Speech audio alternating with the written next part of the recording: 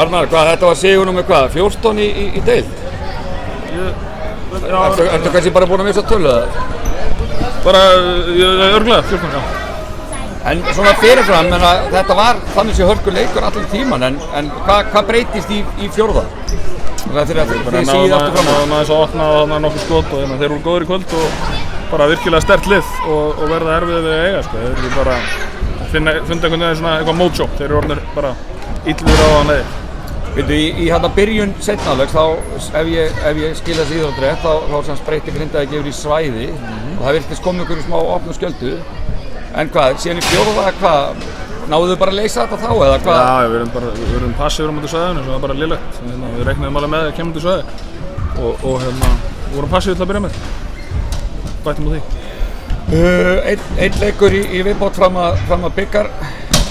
Þú ætla væntanlega ekkert að fara að taka upp og tapa fyrir það? Við ætlum að reyna bara að halda áfram að bæta okkar leik og reyna að vinna. Við erum í þessu til þess.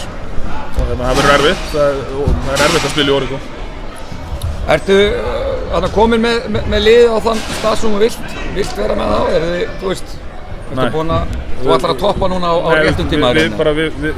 Við erum okkur finnst vera ómikið að götum í okkar leik. Við vorum ekkert sáttir við allt á móti Njarðvík, alls ekki.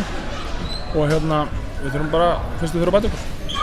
Það hlýtur að vera nokkuð þægileg tilhugsun, 14, 15, 16 með byggar þá leikir í röð og ennþá rúm fyrir bætingu. Það skiptir einhver máli hvað að vinna marga leiki í röð, sko. Það skiptir máli hvort þú sért að spila vel og hvort þú sért að bæta henni leik. Það er það sem það snýst um. Við erum að reyna að vinna þetta og það breytir engu. Þetta er eitthvað sögustund, sko. Við byrjum ekki 10-0 yfir á móti Val þegar við erum búin að vinna einhverja leiki í röð, sko. Það er bara þannig. Það er bara þannig. Takk fyrir það. Takk fyrir.